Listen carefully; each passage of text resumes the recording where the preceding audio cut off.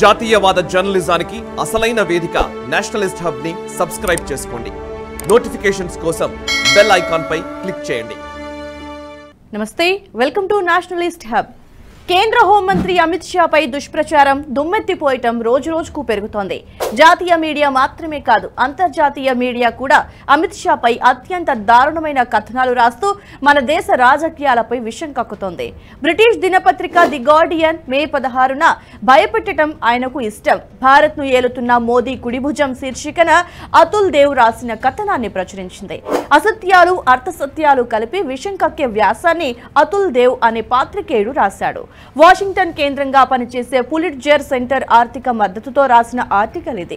రాస్తున్న వారు, రాయడానికి ఆర్థిక సాయం అందిస్తున్న వారు, ప్రచురిస్తున్న మాధ్యమాలు వీటన్నింటినీ నిశితంగా గమనిస్తే ఈ నేపథ్యంలో ఉత్పత్తి అవుతున్న కుట్రలు అర్థమవుతాయి.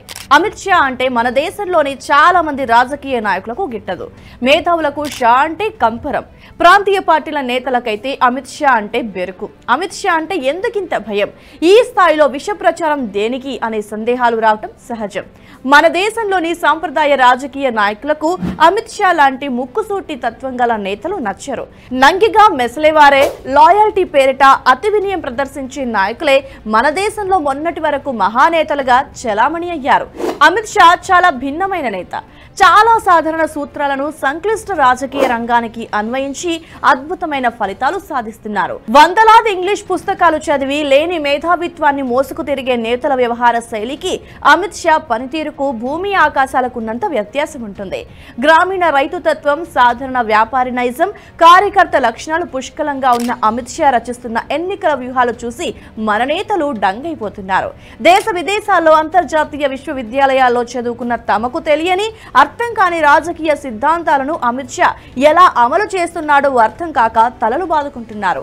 అమిత్ షా ఉన్నంత కాలం బీజేపీని ఓడించలేం అనే నైతిక దుస్థితి, పతనం ఈ మొత్తం అక్కసుకు కారణంగా చెప్పాలి. అంతేకాదు, తమ పాత చిట్టాపద్దులను అమిత్ షా మొత్తం పుక్కిట పట్టారనే భయమే అర్థరహిత ప్రచారానికి కారణమని చెప్పొచ్చు.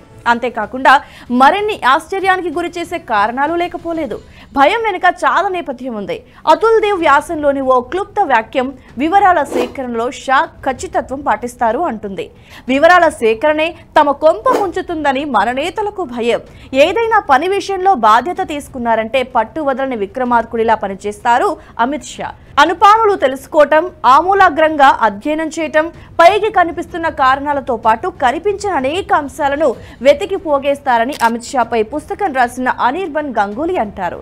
ఏ అంశమైనా తన పరిధిలోకి రాగానే చాలా సూక్ష్మ అంశాలను కూడా జోడించి సమన్వయం చేసి చూడటం అమిత్ షా యొక్క లక్షణం. ఎక్కడ దొరికిన సమాచారాన్ని అక్కడే వదిలేయకుండా మొత్తం సమాచారాన్ని సేకరించి క్రోడీకరించడం షా పాటించే ఖచ్చితమైన పనితీరుకు నిదర్శనమంటారు అమిత్ షా పుస్తక రచయిత Shivanand Dwivedi. Amit Shah and the March of BJP పేరిట అనిర్బన్ గంగూలీ, శివానంద్ ద్వివేది రాసిన పుస్తకం అమిత్ షా గురించి అనేక పార్శ్వాలను బయటపెట్టింది. ఖచ్చితత్వం, ముక్కుసూటితనం, నిర్దిష్టమైన పని విధానం, ఈ మూడింటి మేలు కలయిక అమిత్ షా అంటారు అమిత్ షా పుస్తక రచయితలు. మన దేశ చరిత్రలో ఇప్పటి వరకు మొత్తం 30 మంది హోంమంత్రి బాధ్యతలు నిర్వర్తించారు. మన దేశ తొలి హోంమంత్రి సర్దార్ వల్లభాయ్ పటేల్ 4 ఏళ్ల 3 నెలల పాటు సేవలందించారు. ఈ 30 మందిలో మురళీ మనోహర్ జోషి, అద్వానీ, పివి నరసింహారావులు మినహా మిగతా వారెవరకు స్వతంత్రంగా పనిచేసిన దాఖలాలు లేవు. బీజేపీ రెండోసారి అధికార పగ్గాలు చేపట్టాక 2019 మేలో అమిత్ షా హోంమంత్రిగా బాధ్యతల్ని చేపట్టారు. నిజానికి 2014లోనే హోంమంత్రిగా బాధ్యతలు చేపట్టాల్సి ఉన్నప్పటికీ బీజేపీ సంస్థాగత పనితీరును పూర్తిగా మెరుగుపరిచేందుకు కేంద్ర మంత్రి పదవిని అమిత్ షా వదులుకున్నారు. ఇక 2019 మే 30న అమిత్ షా హోంమంత్రి బాధ్యతలు చేపట్టిన తర్వాత హోంశాఖ పనితీరును గుణాత్మకంగా మార్చేందుకు అనేక నిర్ణయాలు తీసుకున్నారు. హోంశాఖలో సుదీర్ఘకాలంగా తిష్టివేసిన అధికారులను అదును చూసుకుని బదిలీలు చేస్తూ వచ్చారు. ఎక్కడా దుందుడుకుతనం ప్రదర్శించకుండా నింపాదిగా శాఖను ప్రక్షాళన చేశారు. క్రైమ్ రేట్ ఎక్కువగా ఉన్న రాష్ట్రాలపై ప్రత్యేక దృష్టి పెట్టారు. నేరాల అదుపు కోసం అధునాతన టెక్నాలజీ వినియోగంపై రాష్ట్రాలకు మరింత వెసులుబాటుని కల్పించారు. నిఘా విభాగాలు వినియోగించే పరికరాల కొనుగోలు కోసం నెలల తరబడి ఫైళ్లు హోంశాఖ వద్ద పెండింగ్ లో ఉండకుండా తక్షణమే అనుమతులు ఇచ్చే విధంగా కొత్త నిబంధనలు నిబంధనల్ని రూపొందించారు. కేవలం నిఘా విభాగాల పరికరాల కొనుగోలుపై మాత్రమే షరతులు విధించారు. అక్కడితో ఆగిపోలేదు. క్రైమ్ రేట్ ఎక్కువగా ఉన్న రాష్ట్రాల్లో, పారిశ్రామిక ప్రగతి నిలిచిపోయిన రాష్ట్రాల్లో యువ ఐపీఎస్ అధికారులు ఉండేలా జాగ్రత్తలు తీసుకోవాలని రాష్ట్రాలకు సూచనలు ఇచ్చారు. సాంకేతికత వాడకం విషయంలో ఉన్న సాంప్రదాయక దృష్టిని మార్చి మొత్తం హోంశాఖ పనితీరును గుణాత్మకంగా మార్చే విధంగా టెక్నాలజీని అనుసంధానం చేయడంలో అమిత్ షా చొరవ, పట్టుదల చెప్పుకోదగ్గవంటారు పరిశీలకులు. కశ్మీర్, ఈశాన్య రాష్ట్రాల్లో పనిచేసే బలగాల భద్రతా విషయంలో కొత్త నియమాలు రూపొందించారు. జాతీయ భద్రతా సలహాదారు అజిత్ దోవల్ సూచనల మేరకు హోంశాఖ పనితీరులో పూర్తి స్థాయి మార్పులు తెచ్చారు. దేశవ్యాప్తంగా జరుగుతున్న సంఘటిత నేరాలను అదుపు చేయడంలో మాత్రమే కాదు, వాటిలో ఆరోపణలు ఎదుర్కొన్న వారికి శిక్ష పడే విధంగా రాష్ట్రాల్లోని పోలీసులు పకడ్బందీగా సాక్ష్యాలను సేకరించాలని కేంద్ర హోంశాఖకు హుకుం జారీ చేసింది. దీంతో దేశంలో సంఘటిత నేరాలకు పాల్పడి బహిరంగంగా తిరుగుతున్న అనేక మంది జైలు పాలయ్యారు. వామపక్ష తీవ్రవాదం ఉధృతంగా ఉన్న రాష్ట్రాల్లో కేసుల విచారణ విషయంలో ఆయా రాష్ట్రాల పోలీసు శాఖలు నిర్దిష్టమైన చర్యలు తీసుకోవాలని ఆదేశాలు జారీ చేశారు షా. ఇక మావోయిస్టు ప్రభావిత రాష్ట్రాల్లో సిఆర్పీఎఫ్, బీఎస్ఎఫ్ బలగాలు ఉమ్మడిగా చేసే ఆపరేషన్లలో జవాన్లు పెద్ద ఎత్తున గాయపడటం ఇటీవలే కాలంలో తీవ్రమైంది. గాయపడిన వారిని వైద్యం కోసం తరలించడంలో జాప్యం జరగటం వల్ల చాలా మంది జవాన్లు చనిపోయారు. సాయుధ బలగాల నైతిక స్థైర్యం దెబ్బతినకూడదంటే గాయపడిన వారిని ప్రభుత్వం బతికిస్తుందనే భరోసా ఉండాలని సీనియర్ అధికారులు కేంద్ర హోంశాఖకు అప్పీల్ చేశారు. దీన్ని సీరియస్ గా పరిగణలోకి తీసుకున్న హోంశాఖ మంత్రి అమిత్ షా MI-17 హెలికాప్టర్లను కేటాయించారు. రాయ్పూర్, జగదల్పూర్ కేంద్రంగా సుమారు 7 MI హెలికాప్టర్లను హుటాహుటిన పంపడంతో గడిచిన 3 నెలల కాలంలో సుమారుగా 13 మంది జవాన్లు ప్రాణాలతో బయటపడ్డారు.